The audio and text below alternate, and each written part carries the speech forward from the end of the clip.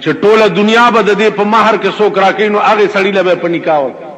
د امام ابو حنیفه رحمت الله علیه زمانہ وا او یو سړی قسم وخوړو چې دا زما لور ده، دا به زه هغه سړی له په نکاح ورکوم چې دا ټوله دنیا د دې په مہر کې راکړي. لور وا خو حیوانو خیال پیدا کړی چې ټوله دنیا خو بچا سره یې نه، لہذا چې دا لور مې راناړو ودیږي نه. لور ځوانه شو، خیال پیدا شو د مور او پلار چې دا خو به انسانی حق دی، دا اوس ودول پکار. الته سړی قسم خوړل چې ټوله دنیا به د دې په مہر کې څوک راکړي نو هغه سړی له په نکاح وکړي. مسله پیښه شوه، صاحب اوس ګرځي یو نه تپوس کوي بل نه تپوس کوي بل نه. راغه امام ابو حنیفه رحمت الله علیه ورته صاحب داسې قسم مې خوړلې. هغه ورته وی چې بچیا دا لور چې چاله په نکاح ورکې او ستا ګډ جوړ ور سره وشي نو د دې لور په مہر کې دا غسړی نه قران والا، نو چې په مہر کې دیله قران ورکی نو قسم نبم حانس نشي او لور بدیم واده شي. وی چې ټوله دنیا مې ویلې ده، ویل د قران قیمت چې ده نه دنیا ده او نه ما فيها ده. د قران کریم قیمت د ټوله دنیا نه پی اوچت ده. تاسو خیال راغی؟ دا یو جواب. دویم جواب داو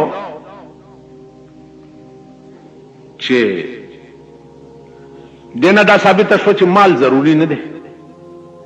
مہر پکار دے اچار سے. دویم جواب گویا دا دے چې د یو لک سلیری زره پیغمبرانو د هر یو پیغمبر قانون جدا جدا ہو، د هر یو پیغمبر شریعت چې ده هغه جدا جدا ہو. لکه دغه آدم علیہ السلام رستو برازی گویا رستو جمعو کی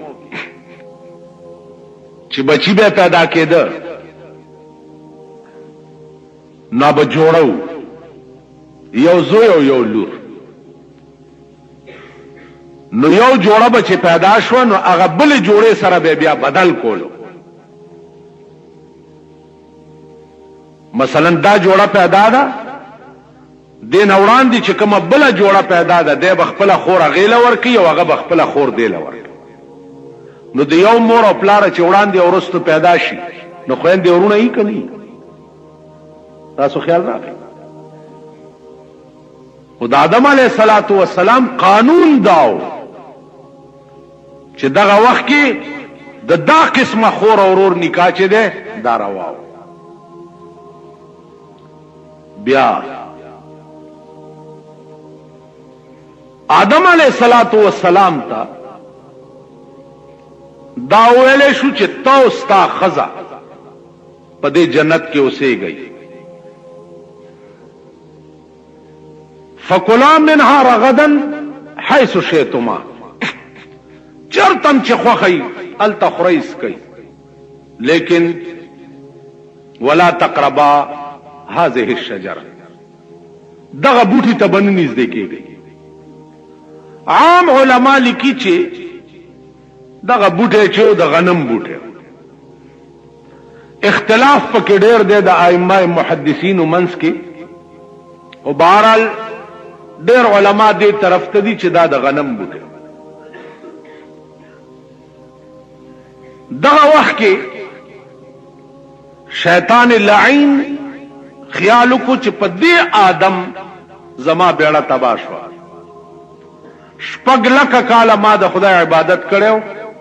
او د د په سر زما عمر له بیړي غر کړ. نو راشه دله هم څه چل جوړ کا او څه کویا ولا وکړ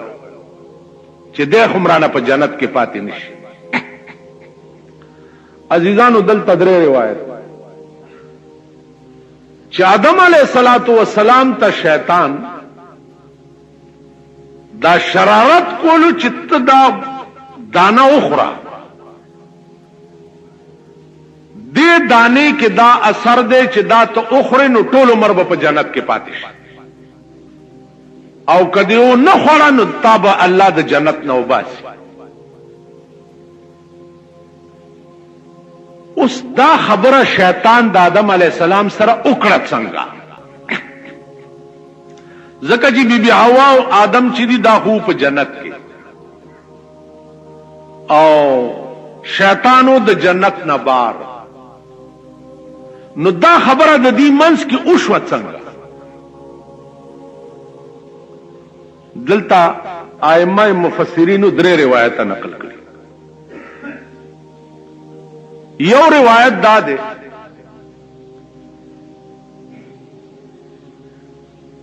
چې د جنت نهرونه چې دي هغه نهر کوم سوره چې ده دا شیطان په هغه لار نه نوته، ځکه چې په سم لار خو ملائکو پرې خو نه، نو په هغه لار نه نوته او دنه آدم علی السلام ته دا شرارت. دویم روایت دا دی چې آدم علیہ السلام سره جنت گیر چاپیر دیوالونم د شیشو دي، نو آدم علیہ السلام سره شیشو کې په اشاره خبره وکړي چې دغه بوټه کتاو خړو نو ټول عمر به جنت کې پاتې. دریم روایت دا دی چې شیطان گو جنت ته دننه نشي کې، لیکن په دروازه کې ور سره ولاړو دوی ولا دروازې ته راغلي او ور سره خبرې وکړي. دا روایت په دې درې واړو کې صحیح روایت ځکه چې دا قرآن سره مطابقت خوري. قرآن کې الله فرمایي چې شیطان آدم او بی بی حوا ته وقاسمهما انی لکما لمن الناصحین فدلاهما بغرور، قسم او خړو دې دواړو ته انی لکما لمن الناصحین چې زه تاسو ته سم خبره کوم، قسم او آدم علیہ السلام دا سوچ کو چې د شیطان قسم وخوړو نو دا خبره به جوړ رښتیاي، ځکه چې آدم ته دا پته نه و چې په دروغ هم څوک قسم خوري.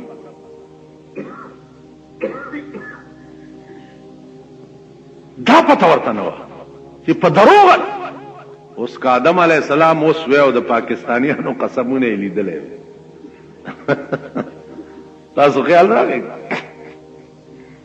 نو حیران به د خپل اولاد ته چې او پیړم غر کشه.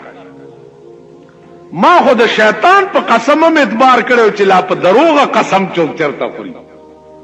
دا تاسو سال جوړ کړي. دغه اولاد ته چې اوس کته نو ډېر زیات به ورته خوشاله دی چې مليانو ته کته خوشاله دی. تاسو وګورئ چرته په ټي وي کې یو ډم ډمه طلاق ورکړي، په دې اخبارونو کې وګورئ یو حال جوړ د یو مولا بیان تراشي چې طلاق شوه دی، د بل بیان تراشي چې فقه جعفریه کې وایي چې نه دی شوه، د یو پیر صاحب بیان په هغه ورځ راغلی د لوی پیر بیان چې دا ډم او ډم ډیره ښه جوړای دا او مليانو ته اپیل کوم چې دا جوړای مکنډه ووي. لوی ته په شرمونو شرمېږئ. په پاکستان کې خو 70% طلاقیان دي. تاسو په دې پښتنو کې وګورئ یو بل ته आवाज کې چې د خدای زویا وای کنه وای که خدای راولي رانه بد اخلاص نکي، که پیغمبر راولي رانه بد اخلاص نکي، خبره د پاسه وای خزه په پدری کانی طلاق ساتم. د دې خلقو نکاح شته خدای راولي رانه بد اخلاص نکي، سړی کافر شو، چې کافر شو خزه ته طلاق شو، خزه ته جدا شو. اوس دې که بیا کلمه ووایي او مسلمان شي نو دې ښځې سره به بیا نکاح تړي. ها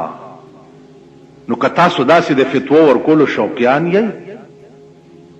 نو راشي که نه دا د پاکستان ساربه چې دي د دې طلاقیانو خو یو هم نکاح نشته. د چا ښځه چې په کلب کې پردي سړي سره ګډېږي او خپه په خپه یې تړلي د هغې نکاح وي.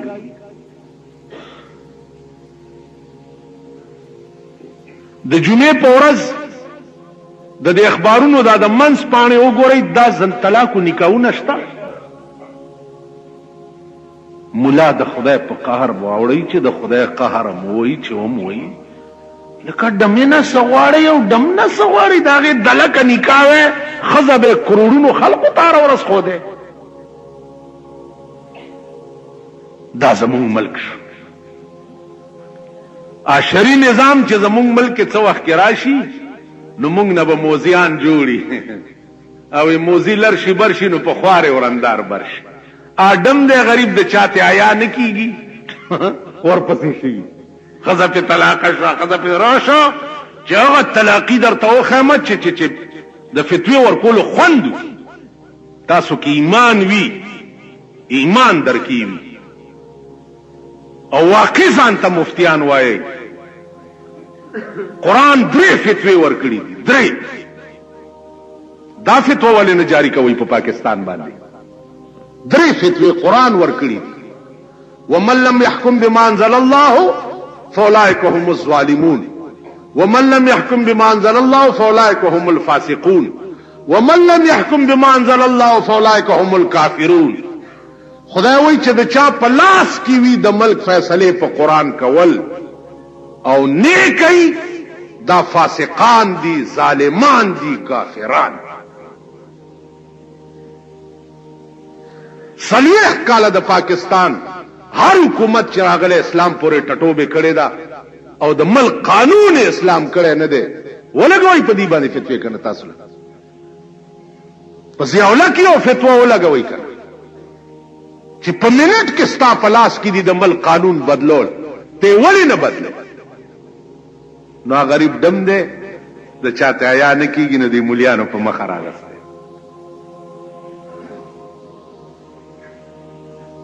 بل دا چې د طلاق و مدار په الفاظو دی. په دې الفاظو کې حال وی ماضی وی استقبال وی. اوس ابیله خبره ده چې د امام ابو حنیفه مذهب دا دی چې طلاق په غصه کې کیږي. باید سړی راشي جی په ځان پوه نه شوم او سخت غصه کې مو ښځې ته مې وویل چې یو دوه درې ما لاړې بیړه دی غر کړ. ویل ولې چې مال بغیر د غصې نه څوک ښځه پرېږدي چې غصه شوی نه ورته تاسو به ښځه پرېږدئ خو غصه شي نو طلاق ولا ورکي کنه څه چلو شي نو طلاق ولا ورکي کنه. یوه دویمه خبره دا ده چې که بې اختیار او بې ارادې د د خولې نه ووته چې یو دوه درې نو دا ښځه به مغلظه شي او مغلظه دې ته وایي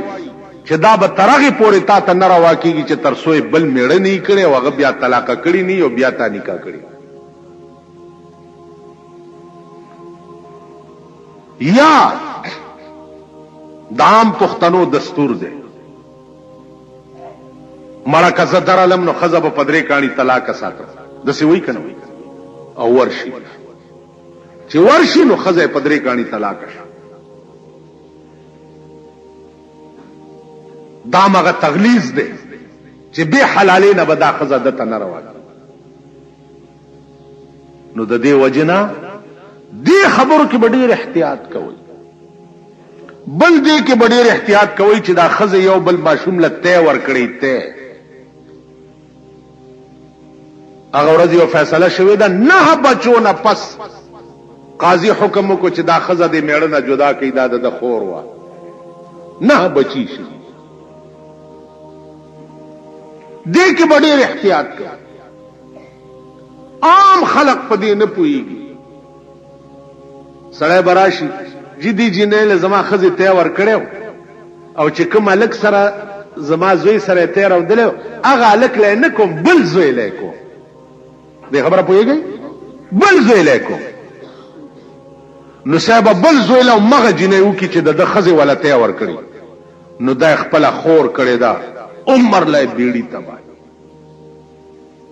دې د پر قانون از جانب شیر ده همه خواهش شوان و از جانب شیر خوار زوجان و فروع کما جنای چې د کمی خزه ته وروي د هغه خزه په ټولو زامنو دا جنای حرام ده کما لک چې د کمی خزه ته وروي د هغه خزه ټولې لوري په دې الک حرامي دې کې ډېر احتیاط دا مسله ګور هر مولا نه د تپوس دم نه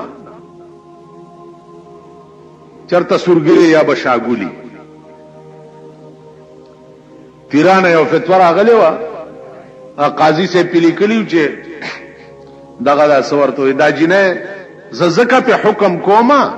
چې هغه الک لای نه دا کړی چې کوم سره دې تار تیر او دلې دغه بل رور لای کړي خپل خور ورته نکاح کړي اصلي ویرو کو ماته چې اوس خو بچیم شوه مال ورشه قاضي سره چار څه کوي کوي مسله دا ضرور لدی خور په نکاح کړي نو دی وجنا ار مولانا دا قسمه باریکات تپوس کولو جرأت نه کوي ځکه چې مونږ ته پته نه لګي مونږ دا خیال کړی چې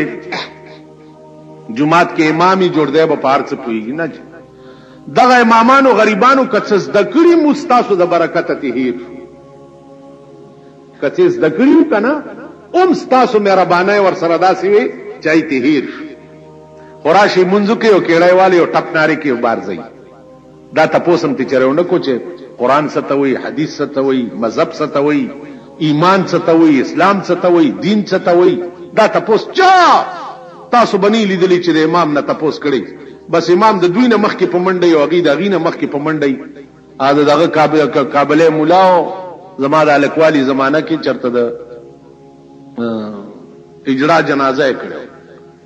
امولیان راټینګو چې تا د اجرا جنازه او کاغه تاسو کې نه چې زم پوي کوم ما جنازه نه دا کړی زه چې ورته ودرېدم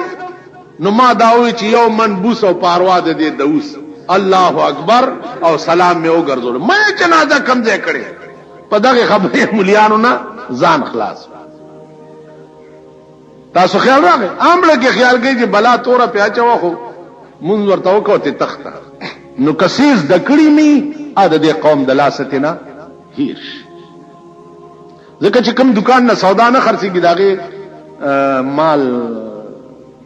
سخاشي خراب شي زایش دغه سید مولام یو دکان دی دا مصلا او دغه علم چې ته په کلونو ته دانه سودا نه کې او نه ته تپوس کې نو هغه چا څو ورغلی هم تیر لکه ما یو نکاح کې یو مولا نکاح تړلو خطبه چې ویله څو وخت کې تناکحوا وتوالدوا ولو كان بالسقط هغه د سقط په ځای قسط تناکحوا وتوالدوا ولو كان بالقسط خیر نکاح چې دغه شو ما دا څنګه غوندي تاسو ته وګورئ مولانا صاحب دا لفظ سقط قسط نه دی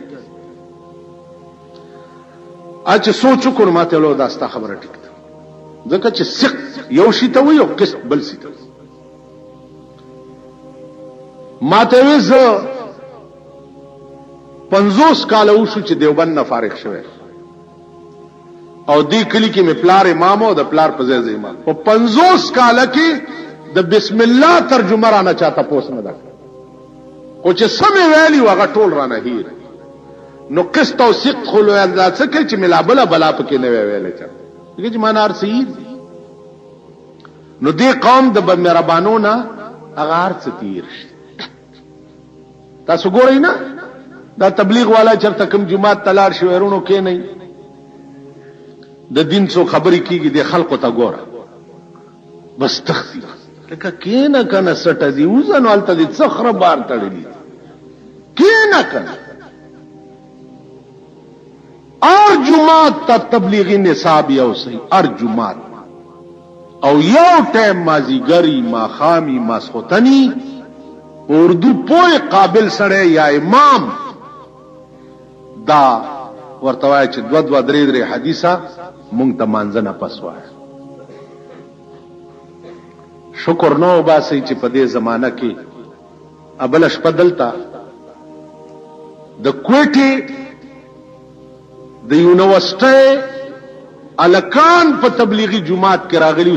سلويخ پولا الکان زلمی الکان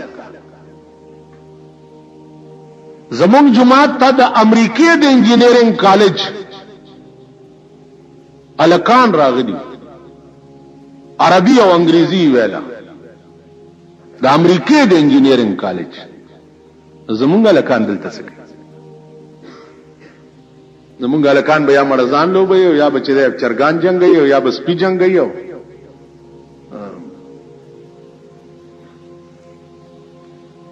تاسو خیال ده که کار دی نو د دین دی او که کار دی نو ګوره دغه دی نور ټول مونږ د خدای په قهر اخته یو دې ته سوچ کوئ که تاسو یې پلانې مولا یا پیر چې د تبلیغ خلافي هغه کې لویه وجه درته وایم لویه وجه دا چې هغوی دعا تبلیغ په پیسو کوي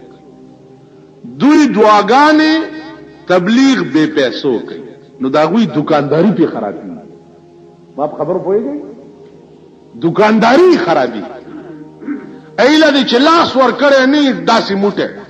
نو دوا والله قدر ته دوی لایت ما ور کور او ټایم خپل خوري بسترم خپل ګرځي او دعاګانې بتا لوی فرق پکې ده دین د پیسو شی نه دی دعا د پیسو شی نه دی د دین ابتدا د قجورو د پوزینا پیغمبر مفت کړي و او باقی به هم دین الا پاتې کیږي چې د قوم ته مفت بیان کړي دی وجنا دا ټوله ګناه زمون په ملک د ملک د قانون دا کله ملک قانون ټیک شو یو شو سخت او جابر تو ګوره چې بیا څوک سپېګمې راکړي نو ملک ګناه د قانون دا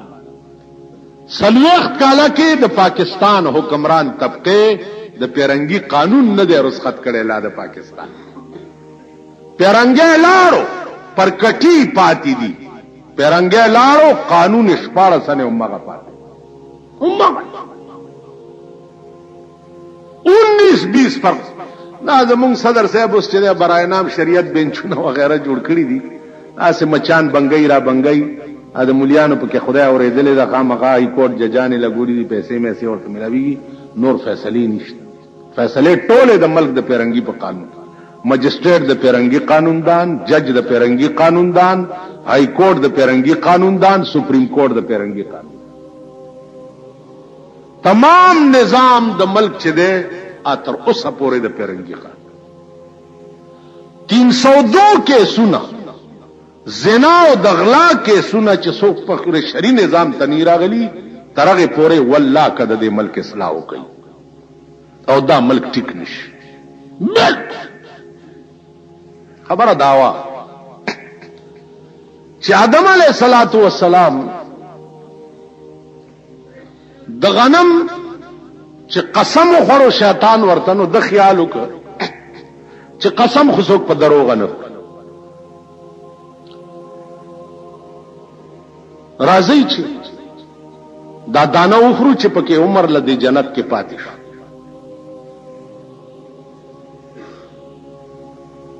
نیمه دانه آدم علیہ السلام خوړه او نیمه دانه بی بی حوا خوړه آثار د جنت بدل شو او دوی ته حکم شو چې جنت نه بار شي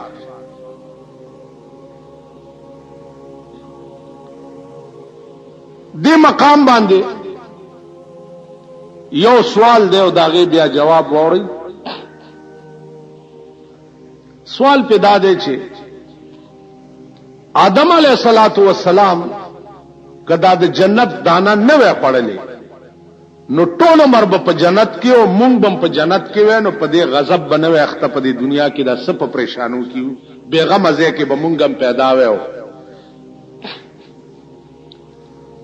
دا سوال په کراچۍ کې یو سړی ما باندې و. ما ورته وی چې د دې یو عقلی جواب وره. مذہبی جوابونه خو ډیر دي چې یہ بھی کچھ اصرار تھا آدم جو نکلا خلد سے دانا گندم تھا بہانا ماجرا کچھ اور ہے.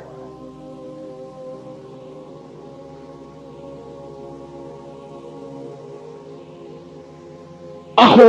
جدا خبره ده لکه ما خیالو کو چې دته یو داسې خبره وکړه چې د داغه موتوړ جوابي او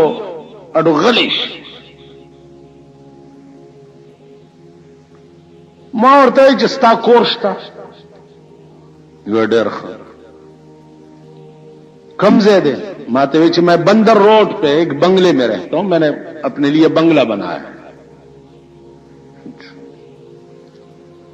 بنگلے میں صوفے ہیں, میز ہے, کرسی ہے, یہ ہے وہ نا. ما ورته چې تا یو ډېر خمل مراغلی اغله خو به خوراکم خ تیارې کنه. وی جی بالکل ما دومره اعلی ډینر سیټونه ساتلی دي چې زه تاسو ته خیم حیران بشي. اگر آپ کو شوق ہے تو آپ میرے ساتھ جائیں ذرا. زه ډیروم یو خوار ځای کې اړه خو مې وشو خو زما یو خبره تاسو ته وکم. د نن بادشاہ طبقتا نه خوشالېږي چې سبا بیا فقیرې.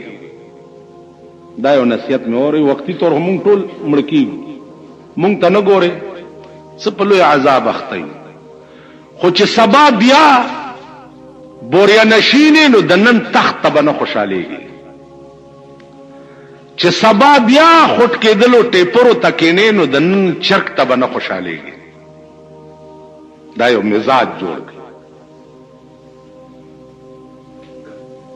ماړه کې خیال وکړو چې که یو ګنټې له زه د دغه بنګلې ته لاړ شم نو څه خوند به وکړي چې سبا بیا هم دا سند زمیدار هوټل کې به زه ډېری یم دې ته به بیا راځم. ما هلته پرېږده خبره واوره. مېلمه دې راغلی دی او ډېر لوی مېلمه دې راغلی او ډېر اعلی قسم خوراکونه دې ورته تیار کړي. وی جی مېلمه ته خو مجبورن سړی داسې کوي. مالدا مې بله واوره یو نصیحت هم درته کوم باس خو کو سره خو نصیحت مې دا واوره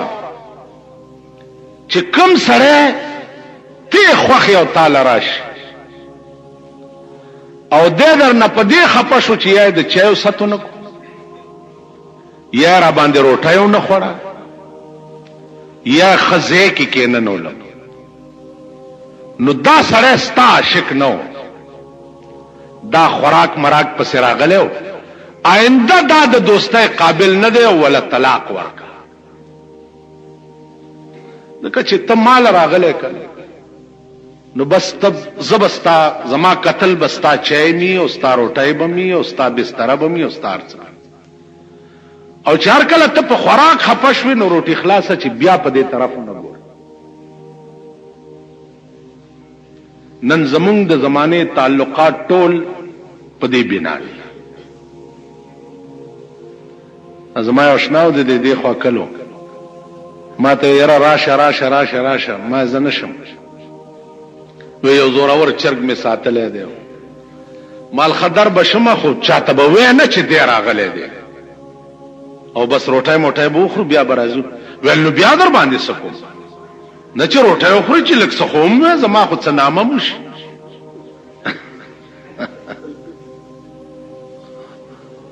مال خدن زه لباسي اشنای نه کوم چې بیا دې په دې طرف نه ګورم. ولولې نو دې کې څه دي مال دې کې دادی چې بیا دې د مخ نه ګورم. نو نن زمونږ زمانہ ټوله ده عملن رو یارانی زمانہ یارانی زمانہ مثل گل انارن در باغ آشنائی بوئے وفا ندارد. وای د دې زمانه یاران داسې دي لکه د انارو باغ ته چې ورننه وځي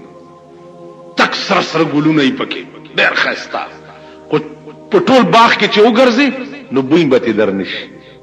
رنګ یې څومره ښایسته وي. یارانې زمانه مثل گل انارن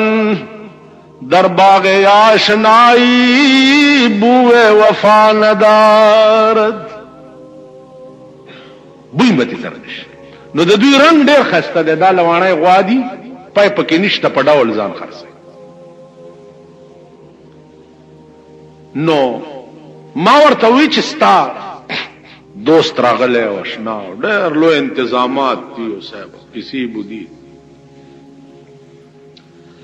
پدې کې ناګانه روټه تکې ناشته یو خورای لګي او تعالی پکې غول دراله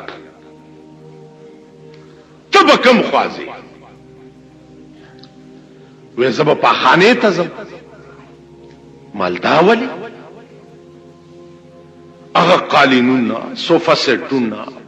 اعلی ډینر سیټ کې روټیانې پرتی دي ډونګي دي او چمچي دي او قاشوغي دي او کړنګ کړنګ دي او ناګانه صاحب تا په نیمه کې ټټای ته منډه کړ. دا مناسب دی چې دا دومره خزه پرې دی او ټټای ته منډه وي.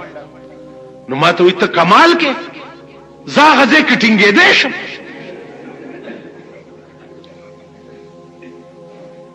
مجبورات په ټټای ته زما ځکه چې غزه خو د غلو کولو نه دی مال خبره وره. آدم علیہ الصلوۃ والسلام په جنت کې اوسېده او بهترین ځای هغه غلطی نه کړې داغه په ملا کې تر قیامت پورې چې څومره دنیا به پیدا کیږي د دې ټول اولاد روحونه پراته الله آدم پیدا کړی دې د پاره چې تب پزمکه د پاسه او بنی آدم به پیدا کړ. فی الارض خلیفہ خدای ویلیو کنه فی الجنت خلیفہ خو نه ویلی. اوس قدرت جنت ته د بوتلو نو بانا والا جوړی د جنت نه درایستو چې هغه نظام چې کوم قدرت جوړ کړو چې هغه سٹارټ نو داغه پملا کی روحونه پراتو د ابو جهلم پکيو نو په جنت کې ابو جهلم پیدا کړي ویل نه مال عبد الله ابن ابي ابن سلول رئیس المنافقین دیبم په جنت کې پیدا کړي ویل نه مال ستاغون دي خبيث روحم پکيو تبم په جنت کې پیدا کړي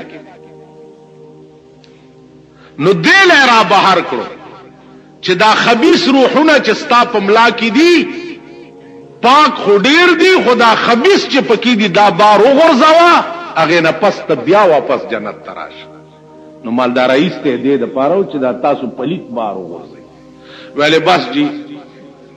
آئندہ کے لیے پھر ایسی بات میں نہیں کہوں گا. اب میں سمجھ گیا ہوں میں نہیں اگر آپ سمجھے نہیں ہے تو اور بھی ذرا سمجھا دیں.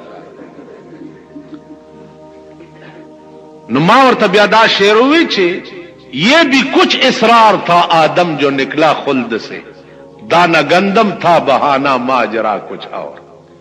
حسن یوسف اور ہے عشق زلیخا اور ہے حسن محبوب الہی کا تماشا اور داغ نظام دے او داغ جوڑا کڑی دنیا دا قسمہ قسم تصرفات پکی کئی مجال دا چاہتا دے چی سوک دا ہوئی خدا تا چی دا دا کار دے والے کر تاسو دا لکه مولانا تانوی لیکلی و یو سړی زوی مرش چې زوی مرش نو کوته کې دا سر واغستو پابوتخانه ورمنډ کړو پابوتانو راکې چې تاسو څنګه زما خدایان یې چې زما زوی مړ یو بل بے وقوف ولاړو هغه کې خیال کړی دی چې هلکه دا ټول خو یې مړه کړه دا یو خدای پاتې دی که دا یم رانه مړ کړو زه به بې خدای پاتې شم نو ورمنډه کړې ده هغه بوتې په اوږه کړې ده او منډې کړي ده ورپسې منډې کړي چې ورګه دا یو دی رانه بچ ولې کو هسې نه چې زما زوی ده وجلی سړی مخکې دی ورپسې په یو کلي ته ننوت د کلي خلق راووته ورته یې وي چې هلکه دا تا پسې خو کوتک په لاس سړی را روان دی ښه دی چې خدای ته خلاص کړي ورته وی جی دنه زه خدای نه خلاص کړی خدای ما د دنه را خلاص کړو دو وجلو نو ما ته خدای را خلاص کړو دا اوس عقل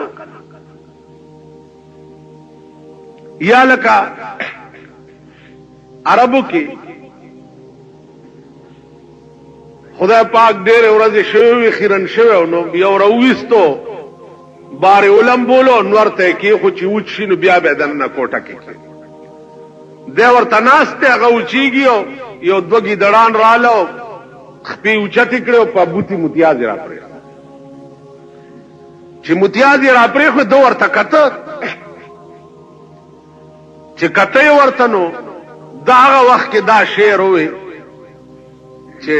عرب يبول سالبان برأسه عرب يبول سالبان برأسه آیا دا څه شم خدای کې دې شي چې ګډړانې په سر متیازي کوي دې تم خدای ویلې نو دا خلق د دې قماش خلقو د جاهلیت په زمانہ کې او چې څو وخت کې بیا اسلام پکې راغی توحید او رسالت پکې راغی نو بیا به څه اشعار بیا به د ابو هريره غوندیو ابو هريره د لس ورځو نهارو رسول الله صلی الله علیه وسلم یو کڅوړه ورکړه وی والله دا خدای بنده وګه ګرځي چاته ویم نه چې وګه ما او ګرځي موګه دا والا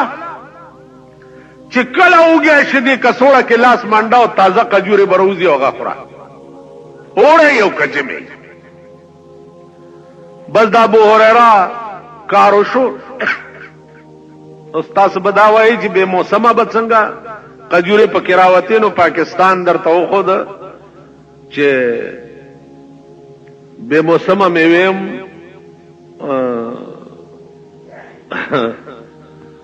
دا اوس دغه کول سټوریجونه چې دي تاسو وګورئ په کیاره بلا پرتای اوړي کې د جمی شي او جمی کې په خوا ما یو شعر وی چا بای مې لیوانای شو په تور جمی باټینګن غواړي نو یو سړی ماته وی چې دا ټکه اوس مکوا تور جمی کې باټینګنی تاسو خیال راغی نو عرض داو چې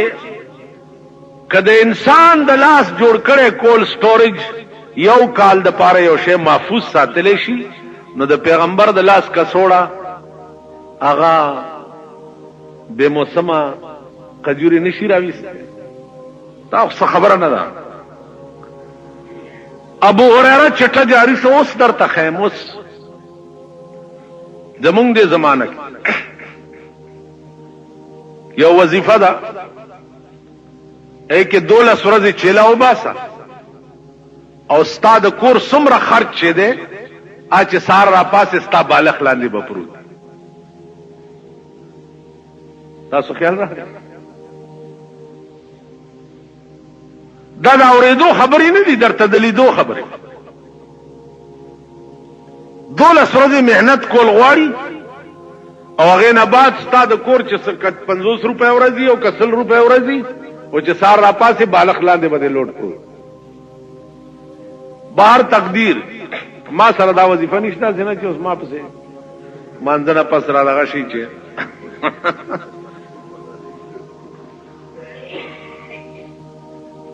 نو عرض داو چې ابو هريره هغه کڅوړه ور سره و بس د پیغمبر عاشق او کار به بل نو سیوا د دینه چې بداسه لري بناستو د تبه کته او یا به خبرې شروع شنو نږدې براغه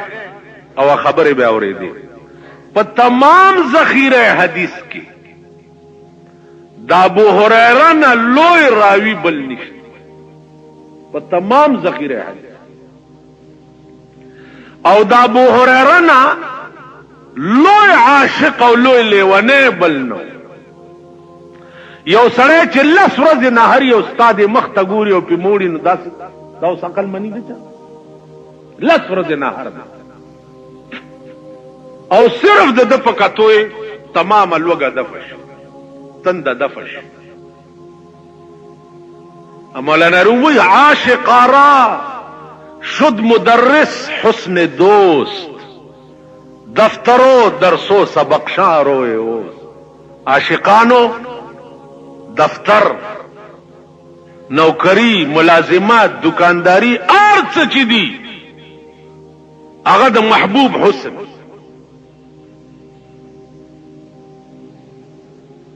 تاسو خیال راکړئ هغه به وي چې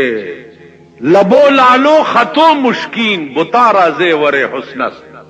بنازم دل بری خدرا کے حسن شی و آدا د دنیا محبوبان چی داغي حسن بنوټی وی ز په هغه معشوق ناس کوم چې چاله د دواړو جهانو حسن خدای پاک ورکړي تاسو خیال راکړئ نو عرض میں داو چې ابو هريره په کوم ورځ حضرت عثمان شهید شو لو یا لګولاوا او دناغه کسوړه پاغه لګولا کې ورکش چې ورکش ونه د په یو ډب کناسته دا شعر وای چې للناس هم ولي اليوم هماني للناس هم ولي اليوم هماني فقد الجراب وقتل الشيخ عثماني للناس هم ولي اليوم هماني فقد الجراب وقتل الشيخ عثماني د خلکو خنن یو غم ده او زما دو غم دي یو غم می هغه کسوړه ورکی دل دي چې کم زما محبوب مال را کړو او دویم غم می وقتل الشيخ عثماني دویم غم می بیا د حضرت عثمان قتل بیا به داوی په زمانه جاهلیت کې به هغه څوي او زمانه د رسالت کې به بیا څوي لکه حسان بوي ما ان مدحت محمدا بمقالتي ما ان مدحت محمدا بمقالتي لكن مدحت مقالتي بمحمدي سړی خو پاشعار باندې دبل حسن اوچتای او جوړی په زستا صفت کومنو زما په صفت کولو به تو اوچتیږي حضرت حسان وای نا ما ان مدحت محمدا بمقالتي په خدای قسم چې زه په خپل اشعار د پیغمبر مدح نکوم او نه د شان په اوچتو غرض می څه ده لكن مدحت مقالتي بمحمدي دا خپل اشعار د په صفت اوچتو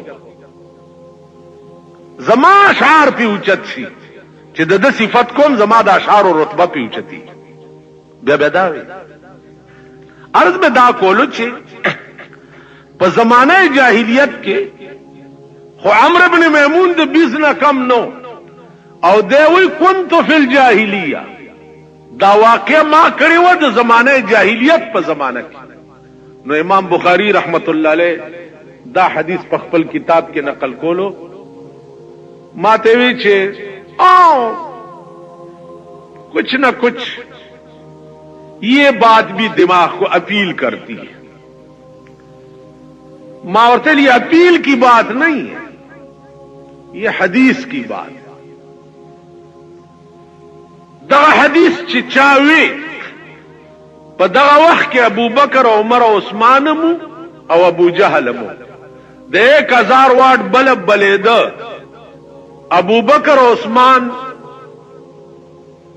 پتنګانو په شمع ځان قربان کو ابو جهل پستر ګړوندو رڼا و نظر نه لګي تاسو خیال راغی ځکه چې د پیغمبر دنیا ته راتلل داسیو لکه یکدم تیار کې چې د 1000 واټ بلب بل شي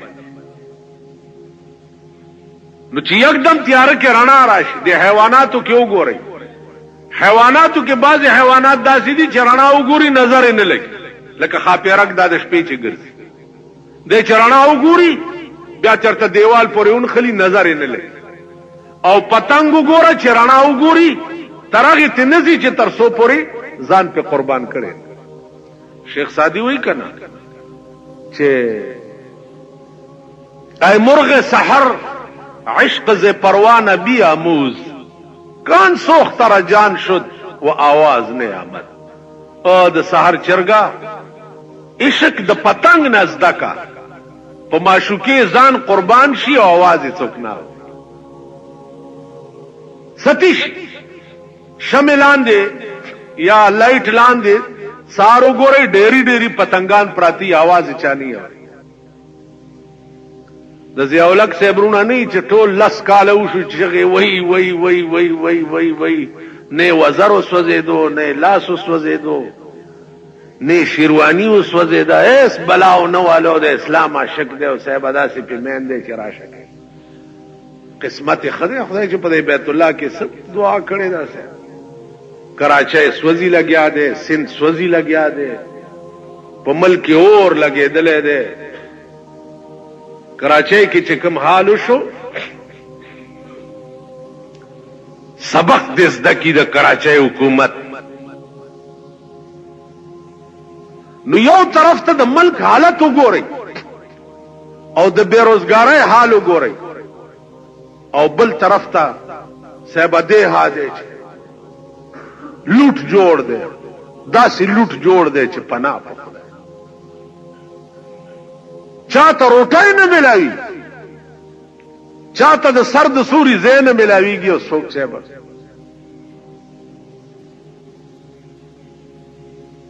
ابل شپه زمونږه دا ترانسفارمر سوځیدل د بازار والا نو یو ماخام سوځیدل دی بیګا به چرته نیمه شپه کې جوړ کړی مالکدا ترانسفارمر د وزیرانو سوځیدل یا د گورنمنت هاوس سوځیدل بیا به تاسو چل التبم دا ویلې چې جبل ګورو لګیای او ګرځو ورپسې او که خیری داده را روان دی او سړی لګیا دی او پلان ته ویلې خدا مونږ درته سړی ځامن نه ښکاری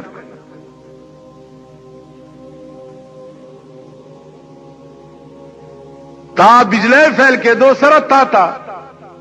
دغه لګې دلی دی جنریټر اتوماتیک لویا بجلی فیل شي اتوماتیک جنریټر چالو شي صاحب خبرم نه چې ګینه بجلی فیل شوه هغه د بادشاہ خزي دي صاحب بادشاہ خزو ته چاوي خلک د لوګي مړ شو ولدا دکانونه لګ ټاکتي دي ورجو ورونه دادي خوري کنه هغه ته دا پته نه و چې ګینه دکان کې په پیسو ورږي ملایي کله بادشاہ خزو څه خبره بادشاہ خزو ته دا پته لګي چې په پیسو څه ملایي اوس خو د بادشاہ خزو ته کې خدای پراسته کې زمون خزو تم پته لګي چې په پیسو څه ملایويږي ځکه چې مفت راځي اوس خو مفت چکرې شروع دي او د دې خلکو خزو تم پته نشته چې په پیسو څه ملایوي هر شی مفت بیا خبره ده چې دا شرمېدلی په پويږي نه کابل نه یو سړی تلو هندستان دیوالوي دکان ته ورغه دالوا کړه ډک پروت نو دې سړی وای چې دا سړی جوړ لوند دا دکاندار دومره الوا پرته دا دې خورينا ورته ناشته نو د لاس ورولې چې نوړې راغسته په خله منډه چې هندو په خلاصو دا پیرا ټوپ کړی ځکه چې د هندوانو کې دا رواج دی چې د مسلمان لاس به څه شي ته لګېدو ته نه پرې هو دا د هندوانو مزاج ځکه کرکه به مونږ نه کوله و آرامي غوندي قوم وهله او پولیس ته ویلي دي چې دا الوا ټول کړه پلیت کو لاس ورو پولیس نیولې دی او مړه په خره سور کړی دی او مخې ولا تور کړی دی او ماشومان ورپسې کړي او ټیم ور کړی دی او ټنګېده او د په خر سور روان کړی سمودا پس چې وطن تراغه کا وطنانو ته تاسو کو چې به هندستان رفته بودی وی چې بلې سه او تله عمر چتر وطن بود افغان هندوستان نو دی ورته وی چې بسیار خوب وطن بود بسیار هندوستان ډیر خمل نو برای چی وی خوردن حلوا درونجا مفت حلوا پکې مفت ملاوي زګر دی به وقوف ته خوردن حلوا درونجا مفت سواری بخر مفت وفوج وتماشاها مفت فوج بم در پسی او تماشے بینڈ باجی بغگیگی دار سال تا مفت ہندوستان دسی خمل اس کلغون یا قل لرئی ما دی خبری تو گوری چالوائے خوڑا دا سچ ورطا ملو سزاوا لیکن دی بے وقوف تینا عیش جوڑ کے او دی حکومت سره چې سکیگی دا دوی تا سزا دا پا کراچائی کے 150-200 خلق جوندی اور کے سوازیدل دا د دوی پوزا پرے کے دل دیا بیلا خبر دا چی دوی پی شرمیگی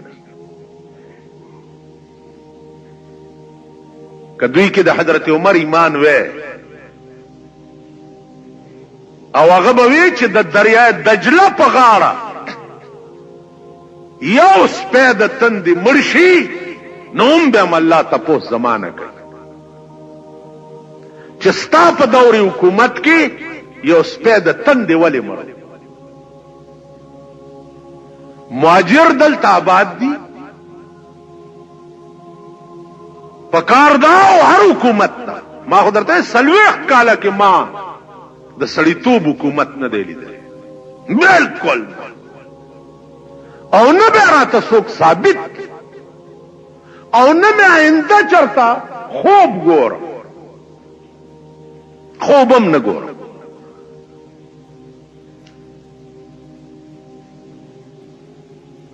پسلویخت کالا چې د دې ملک نظام به ټیک شي مهاجر دي دلته کابلیان دي بهاریان دي هندوستانیان دي ټول لا اله الا الله محمد رسول الله مدینه ته چې د مکی مهاجر لاړ نو پیغمبر امیر د مدینه خلق انصار او د مکی خلق مهاجرین نو پیغمبر دواړه ډلې کېنول وی چې تاسو د یو ملک یو دوی د بل ملک دي نو زه تاسو منځ کې عقد مؤاخات قائموم عقد مؤاخات دا معنا چې زه د انصار او د مهاجرینو منځ کې رورولي جوړوم چې تاسو سبا منځ کې دا فرق نه کوي چرته چې دا مهاجر دی او دا انصاری دی تاسو به یو ورونه یې ټول چې پیغمبر دا عقد مؤاخات قائمولو یو پکې را پاسې دو وی یا رسول الله ما سره به د دسې سړي رورولي جوړی چې ښځه نه وی چې ولی وی جی پته شرور ولای خبره نکی چې کم د مکې نه هجرت کړي یو خزای نه زما دوه خزې دي چې یو خزه ولا ورک زده شرور ولی ور سره جوړو او د سیمنا چې زی طلاق کوم او دلای ورکم نه د به کور ته بیم او دواړه خزې به ورته خیم چې د دکه ما خوښه شي او غزه طلاق کوم او دلای په نکاح ور حکومتونو ته خدا سي پکاري چې مهاجر د بل ملک راشي نو دا ملک خلک کینی او د دې منځ کې عقد مواخات جوړ کی د دې منځ کې یو اصول جوړ کی د دې منځ کې یو رابطه او تعلق جوړ او دا خو د سر کار دی د غټ سرو کار خو نه دی